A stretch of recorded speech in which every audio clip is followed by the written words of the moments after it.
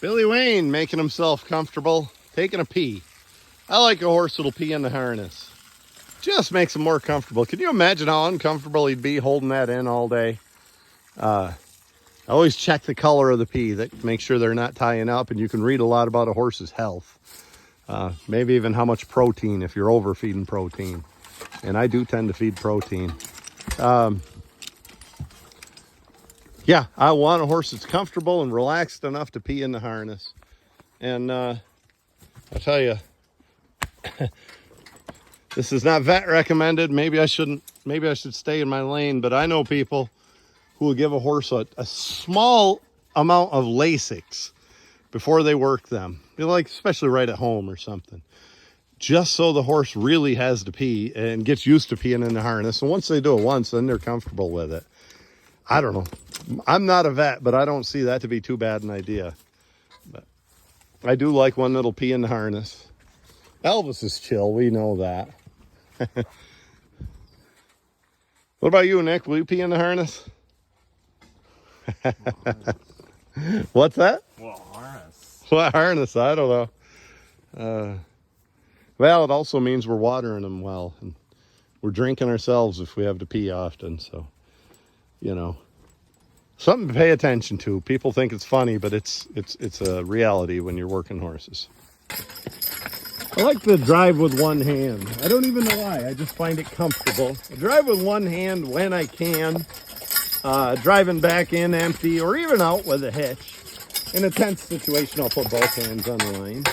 Now, I know a few unfortunate guys who have to drive with one hand. But maybe we should talk about that and techniques for driving with one hand. This is how I like to hold the line. Oh, let me use the other hand. You know how it is when you go to show. So this, I should have cleaned my fingernails for this. This is how I like to hold them sometimes, driving with one hand. Get a line between the fingers and one out the bottom of the hand. One of the best things is I can hand them off to two hands quickly. I just did that to get rid of a fly on Elvis. When you're driving with one hand, it's a matter of how much slack goes through your hands.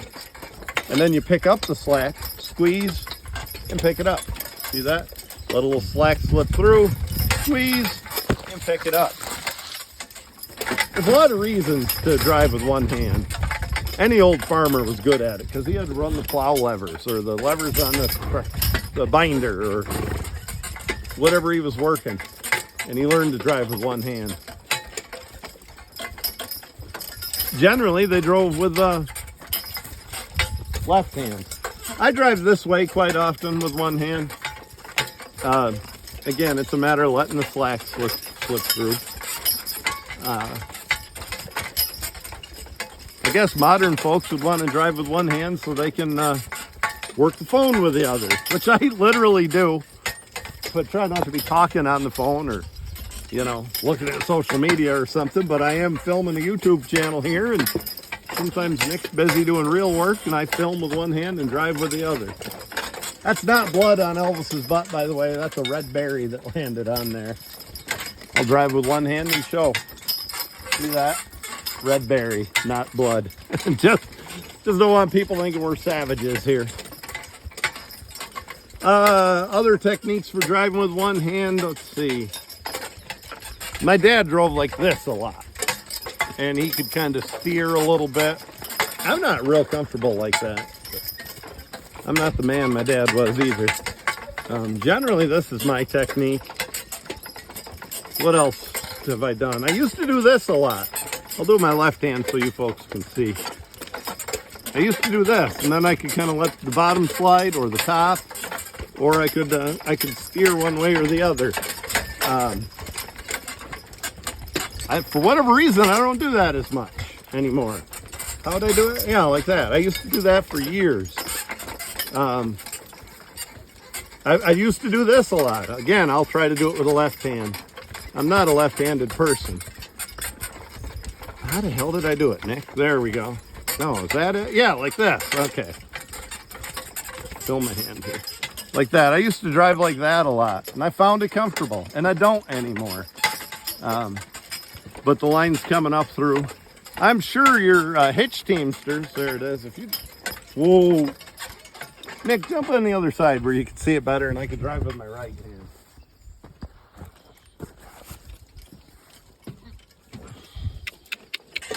So now I'm driving with my right hand and helping support Nick with my left so he doesn't fall off the cart. Right there, I used to drive like that a lot. I still do occasionally.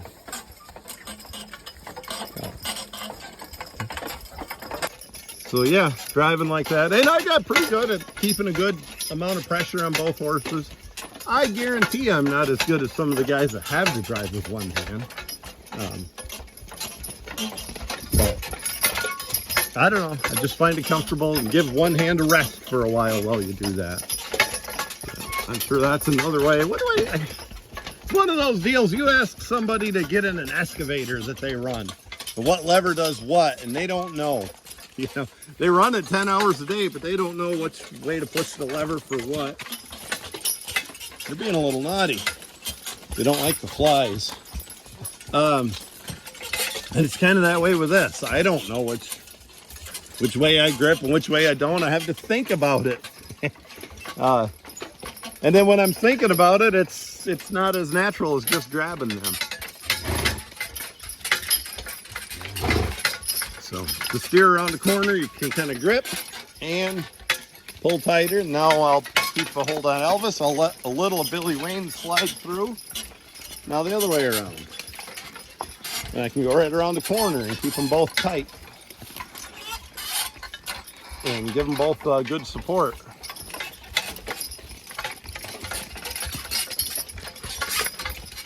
It's nothing important, and if anything looks bad or your team's being cagey or, you know, you're at a parade full of people or any of that, don't try to drive with one hand.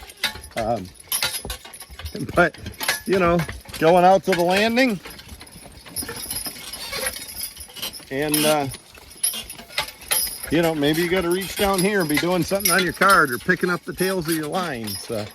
Good thing to know. Or farming, it's a damn good thing to know.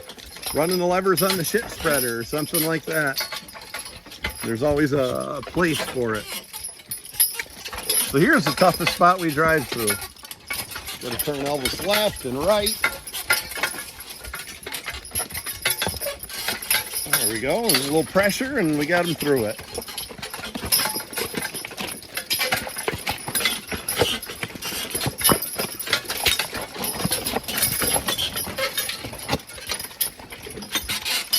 So you're looking at some mud here, folks.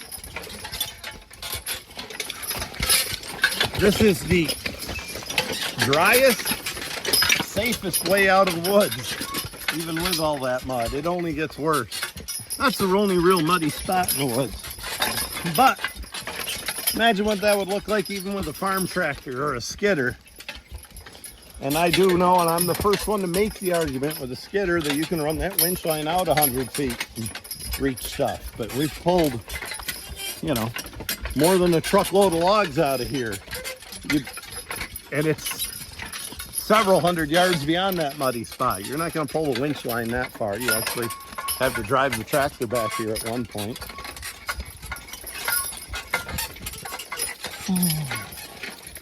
Suppose we ought to find some logs, huh? Sounds good, man. Yeah, as I said, I am not good at doing anything with my left hand. My right hand, I'm far dominant with my right hand. I'd probably lose what weight I need to lose if I started eating with my left. I actually read a study that said that too. I might even starve to death, I'm so clumsy.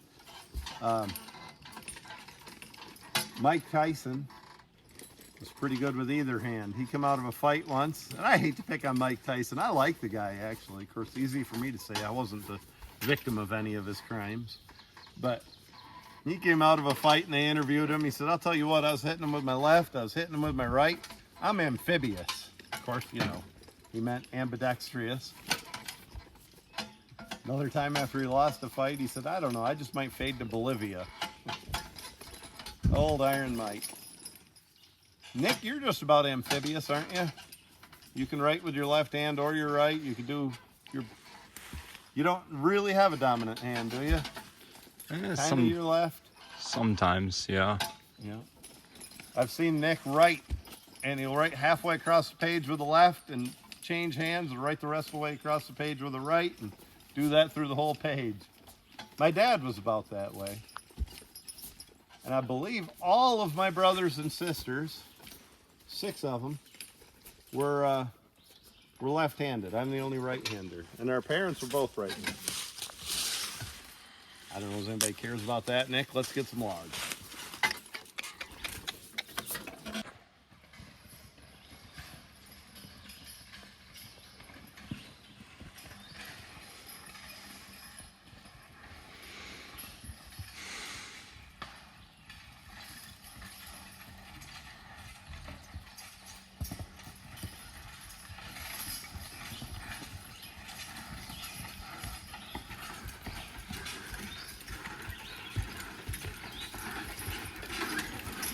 Some advice for riding on a log cart through the rough wood.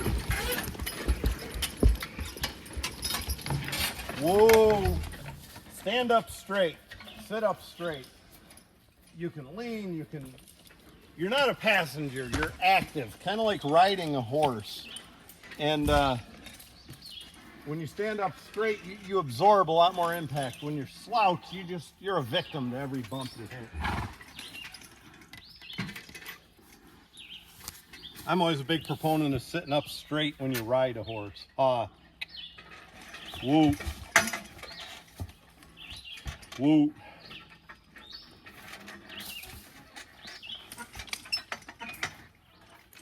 Because we are balancing up here. It's a lot different than riding a wagon on a wagon ride going down the road with a team. You know, you're out here on rough ground, just like I said about the horses being on rough ground, so are you. And sitting up straight will help you tolerate it better. Of course, if it looks bad enough and you're worried about falling off your cart or anything like that, get off and walk.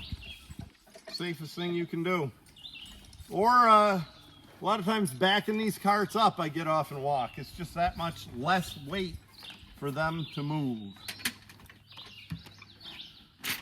Watch me as I go over these bumps, and I'll try to show how to absorb some of the impact. Says the guy with a ruptured disc.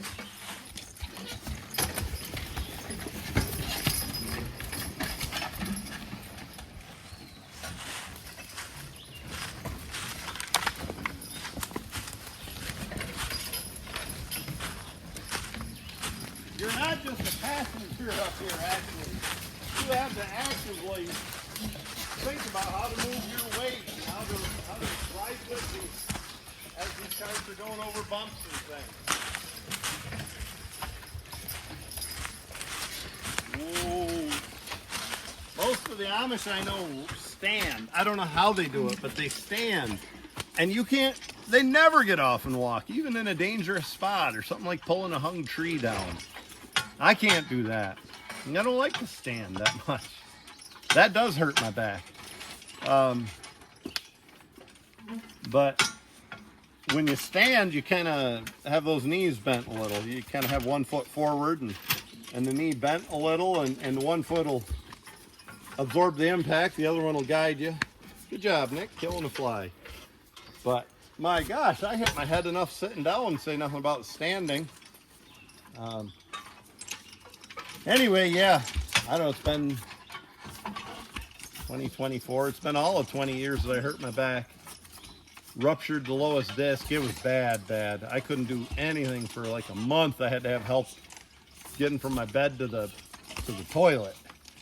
For 3 months, I couldn't do much of anything at all. The guys I'm working with on this job, Brian Armisen, come and skidded some timber to help pay the bills, and I did some cutting, dragging my leg behind me.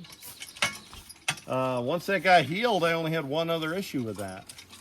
And I know ruptured disc doesn't heal, but the pain did go away. My chiropractor said I had strong enough lower back muscles that they support my spinal column and stuff instead of all the weight on the spine. So I'm glad to hear that, and I'm sure stuff like this strengthens my lower back muscles. But I'm sure as I age, those muscles are going to go away, and that backache's going to come back with a vengeance. What do you do, Nick? You can either live life afraid of everything or get out there and do it, right? Yep. No balls, no babies. Mm-hmm.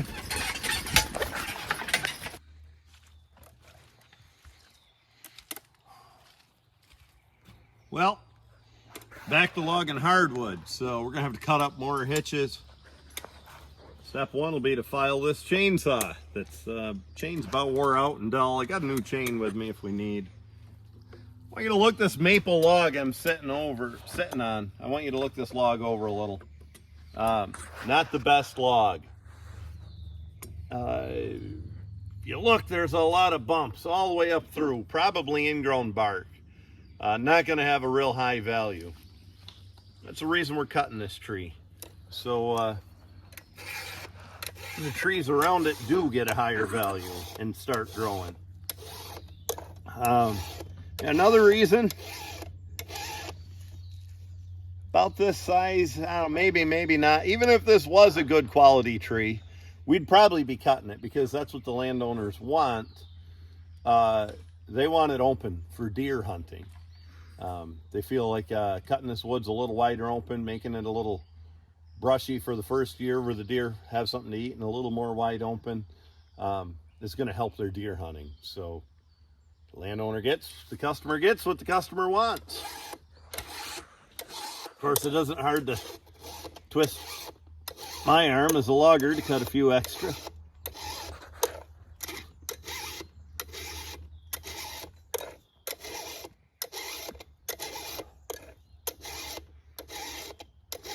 I think I've reached a milestone in my life, Nick. I think I need to wear glasses filing a chainsaw.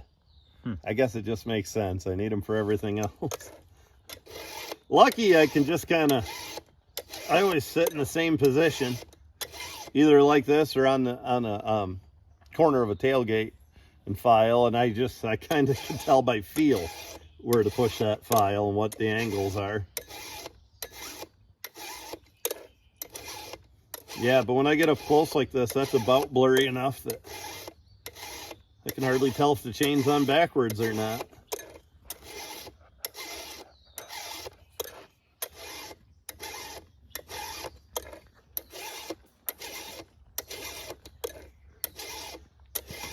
Well, everybody's seen a bunch of videos about filing with me. Easy peasy, 30 degrees across, just slightly uphill, not level, or slightly uphill, not downhill. I use this little training wheels thing, whatever. If I push down and do everything right, I can cut the gusset out pretty good, and the gullet, I guess they call that, and get a nice shape. And I can do a fine job filing with this, is what I'm saying. This is a 1364 file instead of the regular 3/8.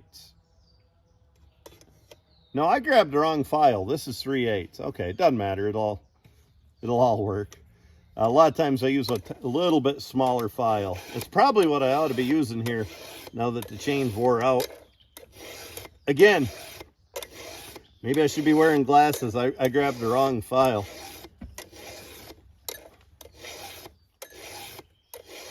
Do we have the right horses? Am I that blind?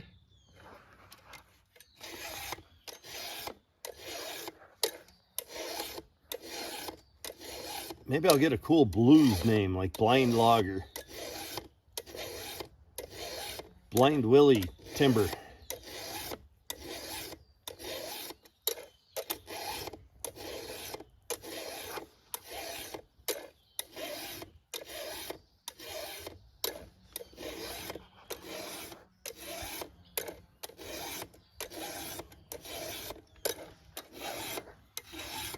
Oh, this chain probably should be thrown away, but I'm not one to give up on something. It's getting pretty short. We'll cut while we can, especially out here on the landing. You know, after you drag the log through the mud, you know it's going to get dull again real quick, so I'm not in a hurry to put a good chain on. Well, guess we better move a truck and start landing some logs, huh, son? Yep. Well, we got a hung tree here. It happens. Brian's a pretty good cutter. It doesn't happen a lot, but it does. Happens to all of us. Look back on our videos. We do it. Rule number one about a hung tree. Don't go underneath the damn thing. They could fall down at any time, you know. Sometimes you think there's a lot holding them and there's not. So don't mess around under there. Next thing, decide which way it's falling. So it's hung into a little maple here, and most of the left side of it is out. So when we put a hitch on here, we're gonna roll it, and it's gonna roll and hopefully fall down in that hole. The next thing, of course, you plan a way to pull it.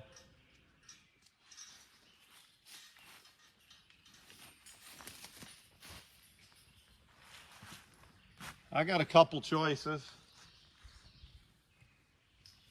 I think I'm going to cut these two ironwoods and pull it off that stump and straight forward. There's so many leaves, I can't tell for sure which way I want to roll that. I wasn't here when the tree fell, so I wasn't sure which side of that tree it's hung on. Do you know, Nick? Which way did Brian think it would roll? I think it that way. That's kind of what I thought. Uh-uh. Well, what I'm going to do, I'm going to cut these little ironwood guys and pull the horses out through there. Looks like he's got it cut loose from the stump.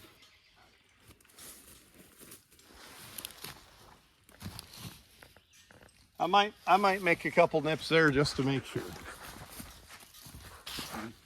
You don't have it. You can here and there.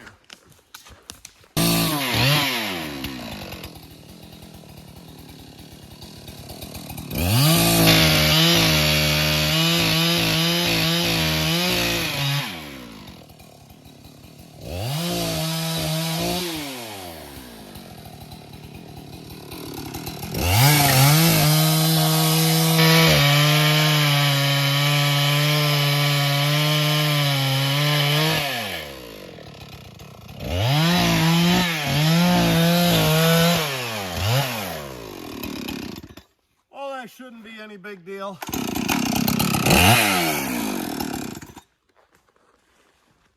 But I've said that 100 times on hung trees, and then Timberjack 460 couldn't hardly pull them down. So sometimes it's a bigger deal than it looks. We'll see.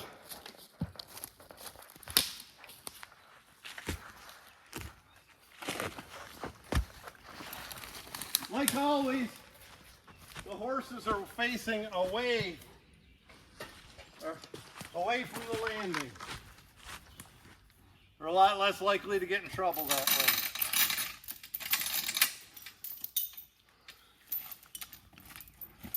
Choker time.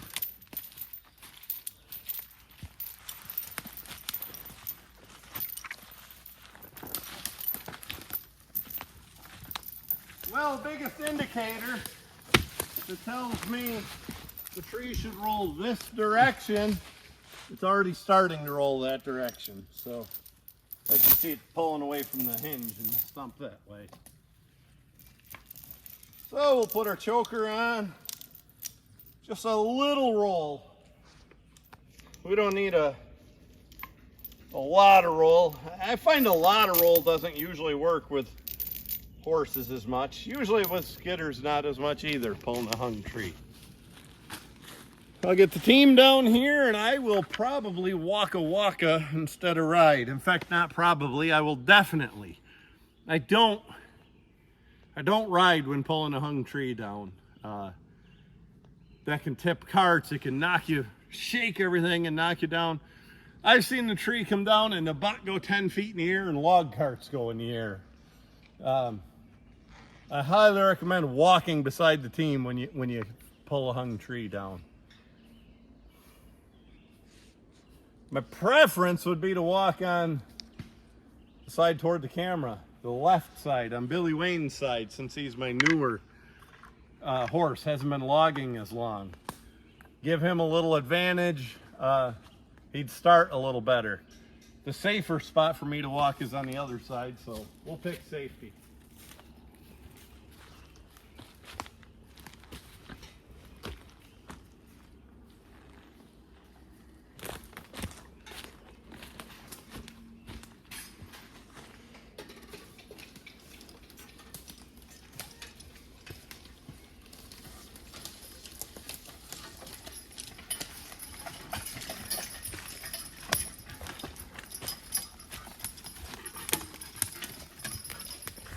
Elvis is an old hand at logging. This ain't his first rodeo. I didn't plan this out as well as I'd like to. Ooh. I wish that beech tree wasn't annoying. Probably wouldn't be in the end of the world if I had to cut that beech. Being beech. Anyway, Elvis has done that. Elvis knows already that's going to pull hard. Ooh. And when I start him, he'll be ready. Whoa, Billy Wayne is limited experience logging. He's not going to realize it's going to pull hard. I might have to beller his name a little or something. Whoa, or just be forgiving if he doesn't start as good as he should. Because if we were just looking to, you know, one of those logs, it's not going to start really hard. Something like this can start really hard. And Billy Wayne hasn't figured out when it is and when it isn't going to start hard. And Elvis has. Jim has. He's gaining. As soon as we're done peeing, I guess we'll get us a hung tree down. Piddle, piddle. Back. Back. Whoa.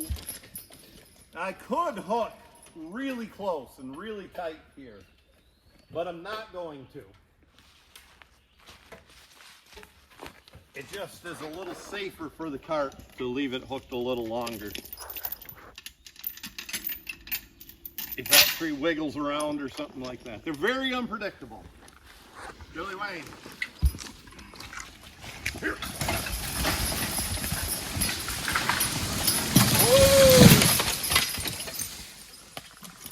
Now, if you watch the end of that video, and maybe I'll play it for y'all in slow motion. See that, y'all? You've only been around a couple Southerners lately. We fishtailed this cart a little bit sideways toward the end. That probably wouldn't have been fun riding. I could have fell right off. A lot of times if I was going straight forward, which is a preference whenever you can, if I was going straight forward, it would have, it could lift the bottom of that cart. I actually saw one time, we got a really steep piece of timber in Zor Valley back, which locally is back legendary for being steep. Big, beautiful trees, and they always are on steep ground because everybody else is too lazy to work the steep ground. And we were cutting it with a skidder back then. It was 240 Timberjack. Brand new back then, right before John Deere took them over. And we cut all the steep stuff. The first day going to the woods, there was about 150 feet of that little yellow rope coiled up. I said, oh shit, I know what that's for. The skidder operator tied that to my waist, and that was a safety, so I didn't slip and go all the way to the bottom of the ravine. He kind of lowered me up and down like a fish on the end of a fishing rod. But we got all that stuff done, and we cut all the hard stuff, and we had about 10 acres of flat ground we were cutting. And I had a tree right near the edge of where that dropped off really fast and steep. And I had hung the damn thing up. And the skidder operator hooked on, and we were joking, having a good time because the job's almost over, and we did all the hard stuff.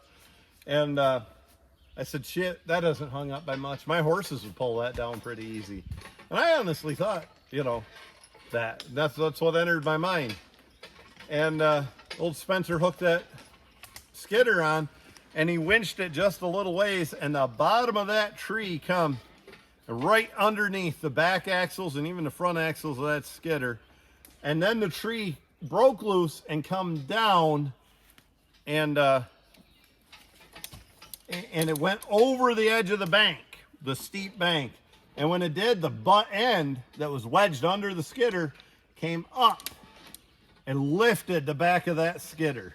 Kind of, so the tree was hung, it came over the bank with a heavy top, and the butt of it teeter-tottered up in the air and lifted the back of that skidder. And I mean lifted it. 4 wheels in the air, just touching by the blade. And Spencer's looking down right like this on that skidder. And I'm thinking, holy cow. And I was thinking horses at the time. And if I'd have hooked my horses to that, they'd have been hanging upside down. And he finally lowered the blade ever so slow. And the front wheels, we had ice pick chains on all 4 tires. Front wheels got a little traction and they drove out, and then the back wheels drove out, and a big clump when we drove off the end of the big tree, and it was all safe. But what an eye-opening moment. And I tell you, that's what I tell anybody. Treat these hung trees with respect, or just leave the damn things alone if you're not unsure. I was talking to Ben Burgess over the weekend at Horse Progress Days. Ben is very likely to use cable and pulleys. Swell idea. I mean, worth all the extra time you put into it to use cable and pulleys. I like that idea. Well, let's put some of our practices into use. Well, I like to cut 10-foot butt logs. But it looks like this is loaning itself to a 12-footer. Right here, where my chainsaw bar is 12.6. Right here is where it starts breaking up after 12 feet. 10 is a better butt log length, but this is going to loan itself to a 12. So that's probably where we'll cut this dude.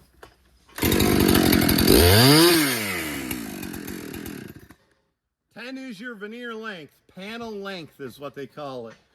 But they will buy some 12s. 10s are preferred. They generally scale a little better at 10. This is not veneer. Very good heart on the bottom, but we do have a defect right here if you show it, Nick.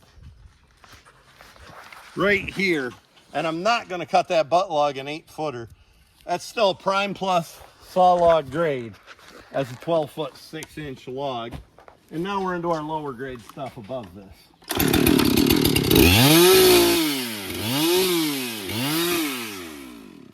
Bear in mind, 90% of the tree's value is in the first 2 logs. See how that works? There's our next 8-footer.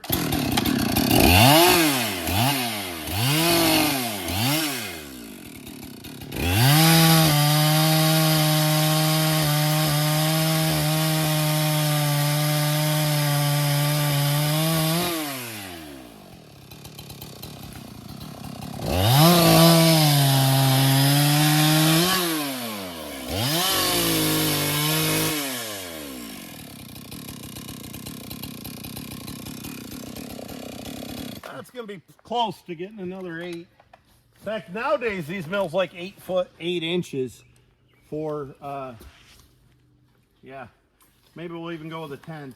They like 8.8 because it's a railroad tie length.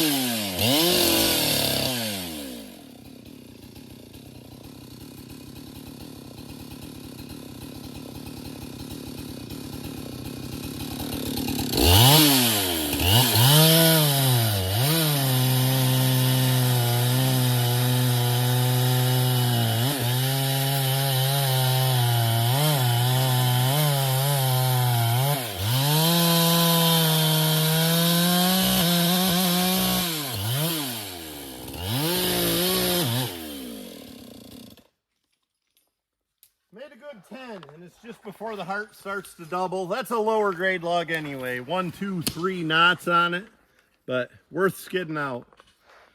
Folks, I want you to look at where we stand. Look at where the horses are headed. That's the way we're going to skid. Look at the way the log sits and the cart. This is difficult. This log, after we pull ahead about 3 feet, is going to bind between that beech tree and the stump that Nick's standing on. We could just hammer it and have the horses hit it hard, and maybe this root flare here would funnel this up and over the top, and maybe not. That's a lot of concussion on the horse's shoulders and stuff. We've already barked this beech tree. We may as well cut the darn thing. This is a beech tree. It's a weed tree. I mean, maple, ash, cherry, even the hemlock. Those are your valuable trees in this woods. This is a weed tree. So if this is your garden, you know, this is a piece of goldenrod or mustard or red root or something that you want to pull and get out of here so the other trees do better. And we've already barked the darn thing anyway, so I guess we'll just cut this, and then the log is less likely to bind.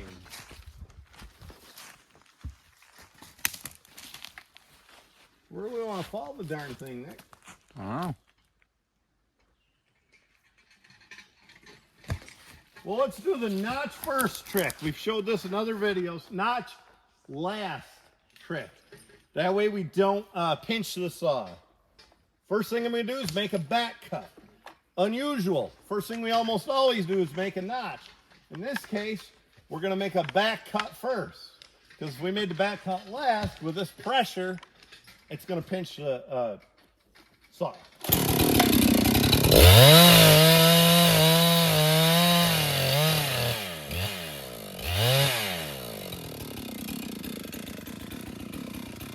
Now we'll make a notch.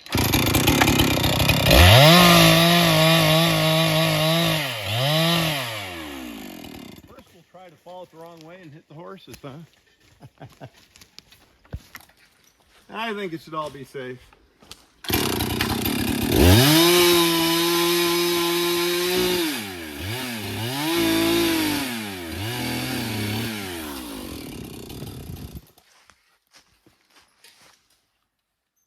Oh, I don't like this.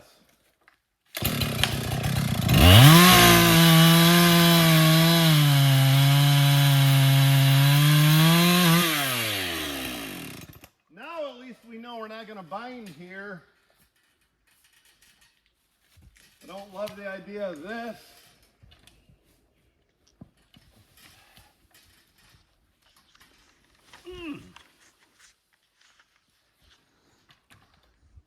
Now we'll demonstrate pulling the hung tree down again. With manpower. I don't love this. We're just going to pay a little attention to the horses and a little attention to my back so I don't hurt it. Here we go. Here.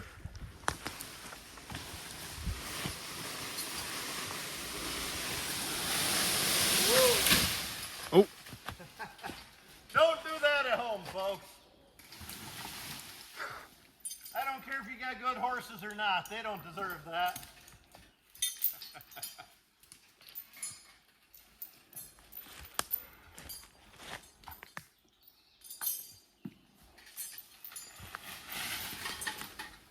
Oh. Let me just get these horses out of here where they're a little more comfortable, and I'll explain what's going on here. Careful, Nick. Yeah. Whoa! Did that bind? No, it doesn't look it. Bound, wouldn't it? Yeah.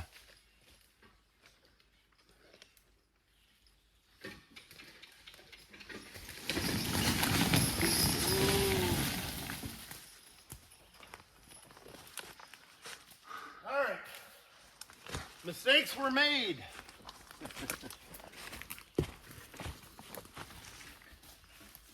We're doing pretty good. Got the hung tree down. Everything was safe, using showing you some good ideas. And then I just didn't execute or didn't pay enough attention. So when I fell this little dude here, I guess I didn't account for how much lean it had that direction. I started to make my notch and I didn't have any holding wood left, and the little guy went that way and hung. Maybe I should have left it hung, but I didn't love the idea of working under it. And I pulled it down and flopped it right on the horses. Silliness. So don't do what I do, especially don't cut your damn holding wood off like I did. But I guess the horses didn't care too much. It wasn't the end of the world. Did they even flinch? No. They didn't seem to care. Oh, we could edit that nonsense out of this video. But we're not going to. I'm not going to be one of those highlight reel guys. We're going to show you the way logging really goes. The good, the bad, and the ugly.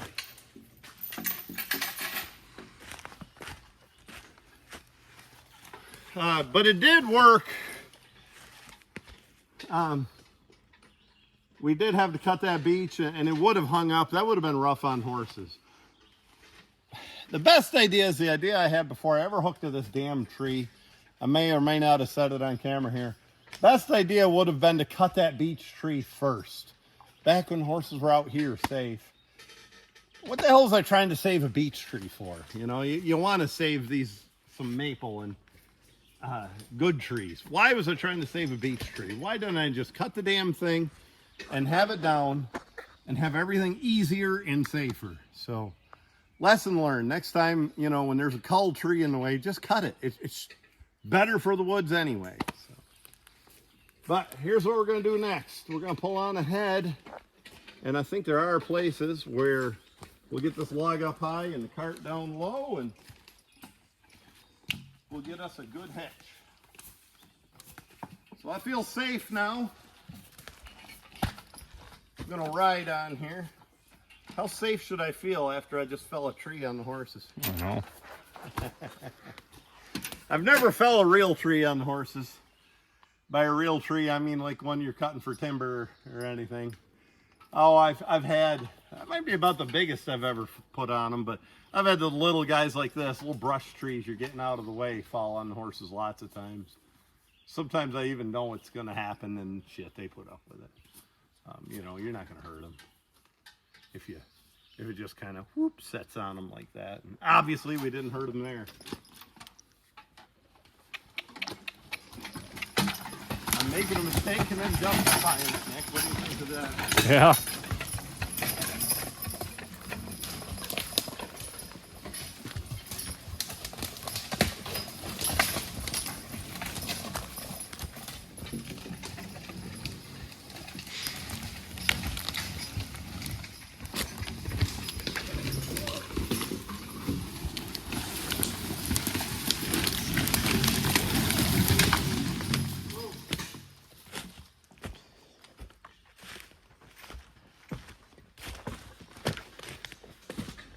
Less than ideal in a few spots here.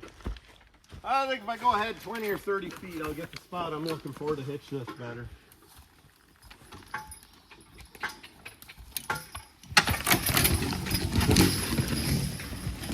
Ooh, I thought wrong.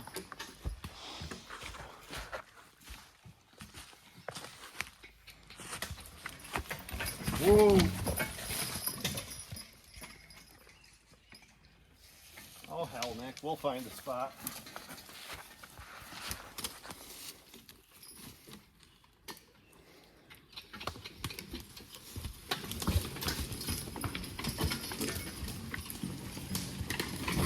Whoa. That's better, but not perfect. The reason I'm taking up 2 links here is I think I'm going to find a better spot before I get out there, but I can't guarantee it.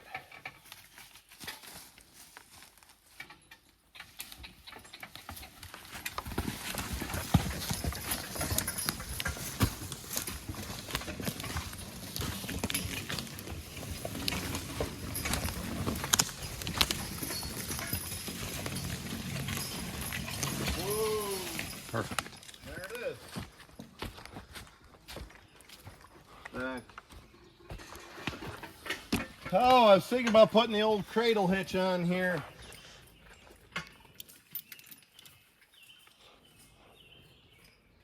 Perhaps I will.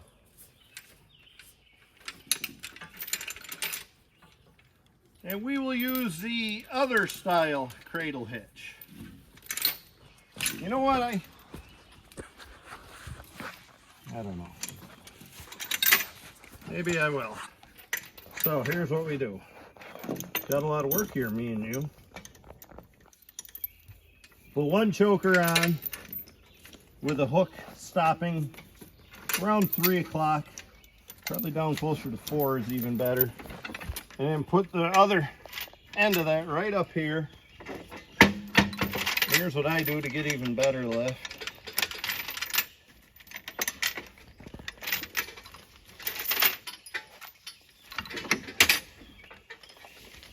And we'll see what that looks like when I pull ahead.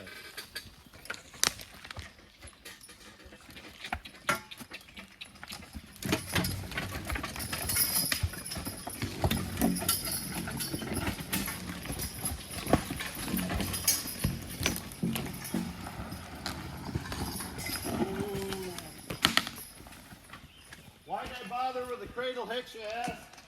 Because you knew I could have had it lifted, whoa, about the same height without the cradle hitch. I looked back and I see that third log is sweepy, like a lot of top logs get to be. And when that sweeps, they rock back and forth and bounce around when you're skidding them. If I put that cradle hitch on, it's a lot more stable, and this tree just stays in the same position all the way out. It doesn't flop around as much. Well, I'll get her to landing and I'll come back.